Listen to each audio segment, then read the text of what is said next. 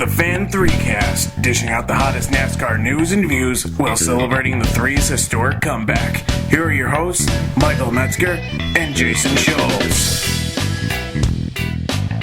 It was the two T's this weekend at the Richmond International Raceway. Tires and tempers reigned supreme during the running of the Toyota Owners 400. And those two factors did make for one exciting night and definitely one of the greatest we've seen in Richmond in quite some time. The tires were one we kind of expected going in, but the tempers that boiled over by the end of the race definitely were some that we did not expect to see coming. Now the tires, I have to throw out there, when I was listening to Ryan Newman's scanner during the course of the race, he had some of the best wearing tires. I think it's more of a team's kind of pushing the envelope versus Goodyear making an inferior tire that was thought to be the cause of a lot of issues earlier in the year. Yeah, I completely agree with that.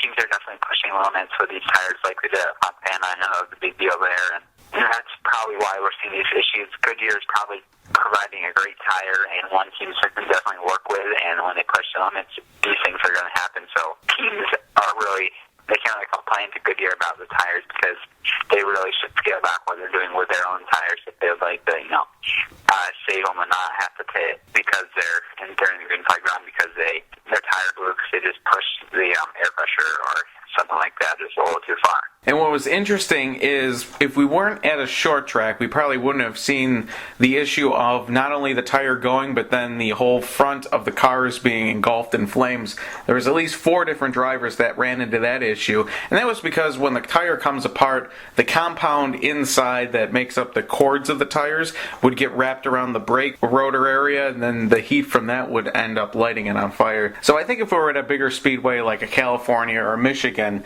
we wouldn't have seen that kind of issue. And those fires, they were evident after the race too in the minds of Marcos Ambrose and Casey Mears. The biggest storyline from Richmond is probably the altercation post-race when Ambrose was seen punch once Mears in the face after Mears seemed to shove him a little in the garage area following the race. And my whole take on that situation is basically I feel like that was just tempers overflowing and the passion being run through those guys' veins, and that should have been seen as something probably okay, not NASCAR penalizing them, finding them and putting on probation. I think maybe probation would have been okay, but I think the penalties pushed it a little too far. They were just a little over-passionate at that point, and people are going to use that as promotions for races in the next few months. So for NASCAR to penalize, that really sends mixed messages to fans and just everyone in the sport. So I think NASCAR really probably applied too much penalization, if that's a word, to that situation, and probably should have laid off just a little bit. I totally agree with you. I kind of tackled the topic in a short little article on Wednesday from StartingParkBlog.com, where I just mentioned how hypocritical most sports are when it comes to situations like this. You look at the NFL, they're going to show you all the big hits, players getting hurt or getting concussions. The NHL does that with hockey. They'll show people getting absolutely annihilated out there, but then they'll turn around and suspend people for making those big hits. But they celebrate them. Look at the SportsCenter Top 10. And this is another case, kind of like what you're saying. Down the road, it might not be tomorrow, it might not be next month, but either NASCAR or Richmond is going to use footage of Marcos Ambrose and Casey Mears shoving each other and Ambrose landing that punch as promotional material to get people to come to their track. Now, the thing that I did take away and mention in the article is that NASCAR really has to do something, and I agree with you that probation probably would have been better than the fines, because if these drivers are just left to continue to either stew on their anger, you're just going to have Brad Keselowski and Carl Edwards all over again from 2009, where a couple times Keselowski was put in very compromising positions because Edwards enacted revenge, flipping his car at Atlanta and turning his car in front of the entire field at Gateway. So NASCAR definitely has to step in, but it's kind of hypocritical of them to turn around and use the footage. If you're going to fine them, don't use the footage later on to benefit yourself. And if we see these Ambrose pulling over again in the next race in Talladega. I definitely don't want to see him at Talladega with the chance for disaster to happen. But I don't really know if we'll see any continuation of this incident. I think Mears and Ambrose seem to have talked it out and really understood where each of them was at the end of the race and why they were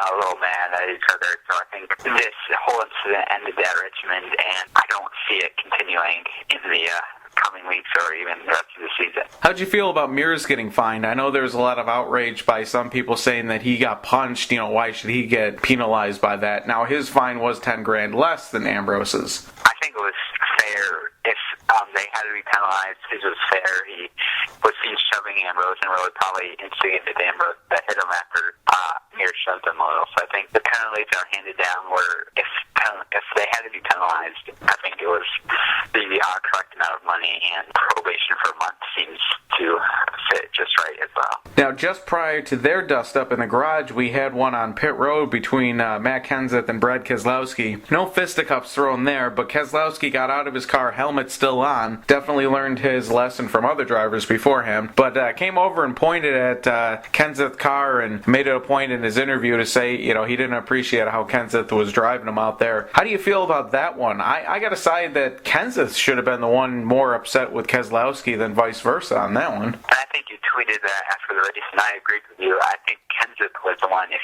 anyone had to be mad, he was supposed to be mad. Keselowski really pushed him around at the end, and Kenseth was trying to hold his on. Keselowski kept getting into him, and then eventually Keselowski got into him so much that moved Kenseth up the racetrack and really hurt Kenseth's chance at winning, and Keselowski, he fell behind too, but Kenseth was probably the one who lost the most right there. He went from a lead to, I forget where he finished, but it probably wasn't first or second, which are the two positions that matter most. So Keselowski, I don't really understand why he's mad. He was probably the bull in that situation. He was really roughing up those guys up front. He wants to win, but the way he was trying to, I just didn't agree with how he was driving right at that point. Well, the beneficiary to them running into each other or running over each other or whatever you want to call it was Keselowski's teammate Joey Logano. That's 2 wins for him, his first on a short track as well. Is Joey Logano for real, or is he just hitting a hot streak to start the season, do you think? I think he's definitely for real. He's been really strong so far this season, and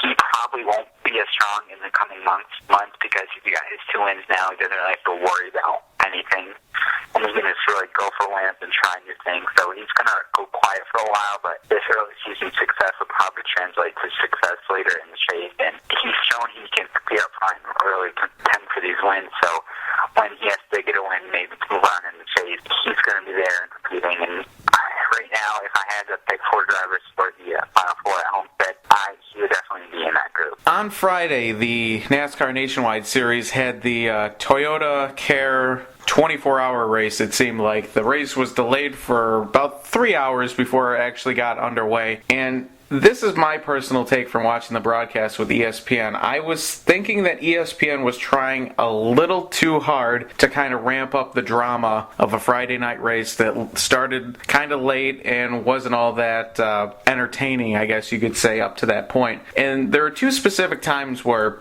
I thought it was hyped up a little bit too much, and I was a little surprised. Alan Bestwick kind of blew Regan Smith and Elliott Sadler having a spin with each other way out of proportion. Almost immediately they had footage of them running or yelling at each other at New Hampshire last season after an incident in the Nationwide Series. They had that running as they were trying to figure out what exactly happened to cause the accident. They also played footage of Elliott Sadler's in-car where he's told Regan Smith hit him, and then Sadler kind of makes a comment like he's going to get the score evened up later on. What they didn't tell you is that Smith ended up getting hit by, I believe, Trevor Bayne, which caused the incident. That information was relayed to Elliott Sadler, and Sadler kind of chalked it up as, hey, it was a racing deal, I'm moving on. ESPN never told us that, so it kind of just left it out there to stew that, hey, after the race we're going to see Regan Smith and Elliott Sadler fight each other, and then that never happened. Well, I don't think I completely agree.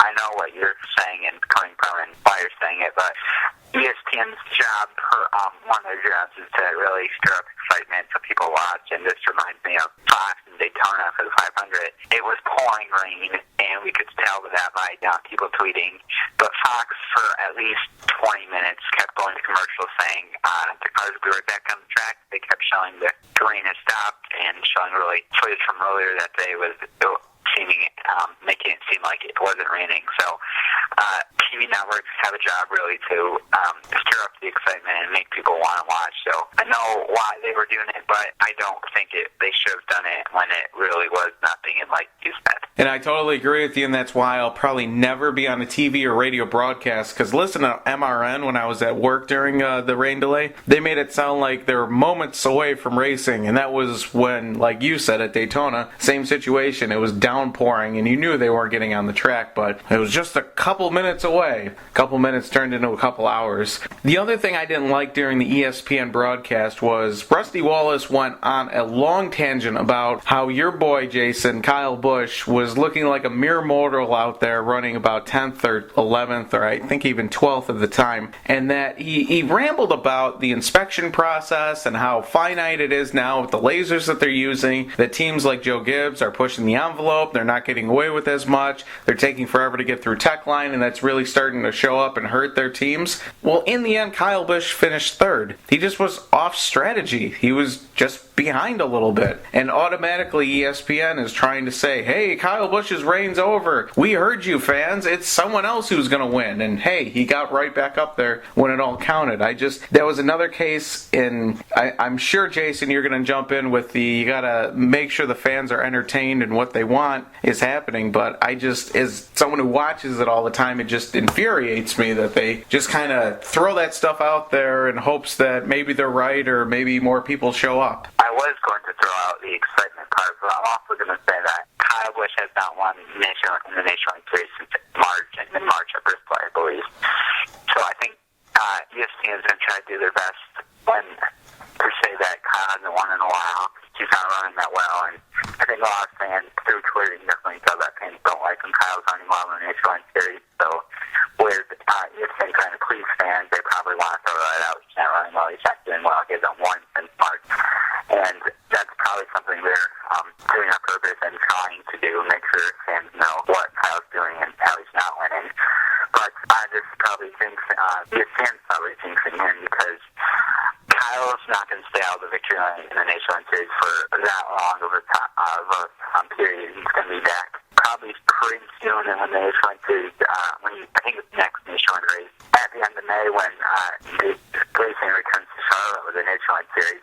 Kyle's going to be another threat. So definitely a jinx, I would say, from ESPN because you can't really say how bad Kyle's doing because he's probably going to come back and do even better in the future. Well, speaking of Kyle Busch, we come up to the power rankings portion of the program here, and I don't have him on my list, but hey, guess what? The Kyle Busch fan has him on his list. I'm only joking with you, Jason, but I'll jump into mine real quick. I got Jeff Gordon, Jimmy Johnson, and Brad Keselowski. Once again, the trio stay up front. Gordon and Keselowski had great runs at Richmond. Johnson had a terrible outing, finished 32nd, but statistically speaking, he did pretty much the right things to at least stay in the discussion. Again, my power rankings are based off of statistics versus gut feeling. If I had to do gut feeling, I'd probably toss Joey Logano up there, but I'm going off the cold hard stats, unfortunately, and so they're going to have me say a little bit different from what I normally would want to say. I have been waiting since Daytona to put Kyle Busch on the power rankings. He hasn't really shown too much strength, consistent strength for me to be able to put him on there. But I do have him this week. He's not first, so I have Joey Logano first. He's been so good in 2 wins, and I don't know why he wouldn't put him first if you had to pick who you thought was the best out there right now, and he's definitely the top guy in my opinion. And I have Jeff Gordon second, Mr. Consistency, and Kyle Busch third, who had a stellar performance in Richmond, and he's being consistent lately. He's pretty high in the points too, and these guys win. I don't see why he shouldn't be on the list at this point in the season. And if he keeps his consistency up, he'll definitely stay on the list probably for a few more weeks. I would concur with that, and I rambled about statistics when I was going over my power rankings, but we are coming to the Talladega Superspeedway where you can take your statistics and throw them out. Definitely don't want to use statistics when trying to make picks or anything this weekend because they probably will be 100% wrong, and there's a bunch of different things we can look forward to this weekend at Talladega. It's restricted plate racing and then there's restricted plate since Daytona, and definitely it produces exciting racing.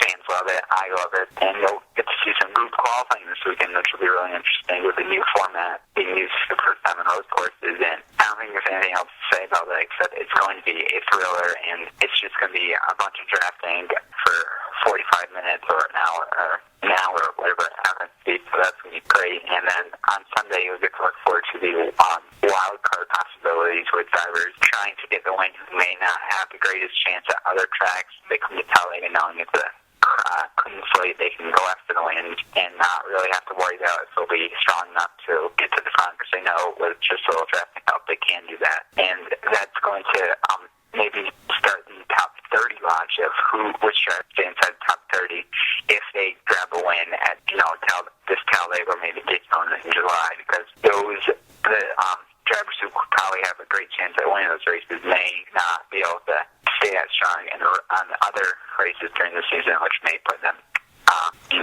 above 30 in the points. So they're definitely going to have a chance this weekend, and if they do win, we'll be watching the top 30 until Richmond in September. I believe the correct terminology for this race is crapshoot, and definitely we saw it last year when David Reagan took the victory. I forget, Jason, off the top of my head, I don't know if he would have been eligible at the top 30 rule or not last season, but I do appreciate your point of if we have one of these people win that isn't normally up near the front to begin with, then they got to worry about that top 30 rule, so it's not necessarily guaranteed win and you're in situation. And we want to give credit to Bob Cockris for that point. I saw him tweet a few links with that for an article he did. So that's where I got that idea from, and it's definitely a great one. We won that. We could watch it. He mentioned Danica. If she can happen to pull off a win, that top 30 watch is going to be crazy for the next whatever weeks until Richmond comes in the final race to make the chase. And I think we'll just drop the last one because I don't feel like talking about it. Okay, that's no problem. And one thing we'll also have to watch for this weekend is the crashes. Of course, they can definitely hurt a driver's chance at winning and hurt their chance at getting, that one win to get to the chase. So I know I'm going to be glued to the TV throughout all 499 miles on Sunday, and I know just about every other fan is going to be glued to their TVs as well. I'm just going to toss out there, that kind of irks me that it's the $4.99, but, whatever. It is interesting, kind of playing off of what you're saying about Danica Patrick being the prime example of the top 30 rule. Imagine that. She gets her first win, and the pressure gets turned up even more after she gets her first win. That just seems silly in my opinion, but hey, that's the reality of it. All right, Jason, I do some sort of drum roll, but I don't have a drum in front of me here, but who you got winning this weekend? I'm going to let you have the honors. I have really put no thought into this, but just a wild story would be if Kyle Larson pulled off the victory. I'm just going to go ahead and say I'm picking him now. That probably will change by Sunday, but I think it'll be a wild story if he can get the win. He's been strong out of their track for him to go to Talladega, maybe grab the victory. That'll just be some story that we'll probably be talking about for a long time to come if he happens to pull it off. Well, I'm going to be a little bit more traditional in my pick. He's already won here 5 times, looking for his 6th career win at the Talladega Superspeedway. I'm going to go with our Daytona 500 winner, Dale Earnhardt Jr. He's shown that he's strong throughout the season. Obviously, he was strong in the first restrictor plate race, so I could definitely see him breaking through, and this is a perfect track for him to break through for win number 2 and guarantee that chase. And if he does win, Junior Nation will party for 3 more months, as they have been doing since he won the Daytona 500, and we know that he'll have a great chance, and just about all your drivers will, as Talladega, the biggest lottery in the world, is going to be some wild of a race on Sunday. And if he does win, we'll see some great selfies being taken from victory lane. But as you said, anyone can win out there, so this is a particularly good time to play the pick'em because you can pick anyone, and they can either walk away with a win or a top 10 or, whatever. That's the beauty and obnoxiousness of Talladega is you don't have to be Dale Earnhardt Jr. or Jimmy Johnson to be up front, but you definitely have to be up there to get the win. It'll be wild, it'll be crazy because it is Talladega and we are in for one treat on Sunday. I'm sure we'll have a lot to talk about next week in the next Fan3Cast because I'm sure something crazy is going to happen. Thanks for listening to the Fan3Cast. For more NASCAR coverage, check out startandparkblog.com and turn4racingnews.com. Follow along on Twitter at Fan3Cast, at startandparkblog, and at NASCAR Jason.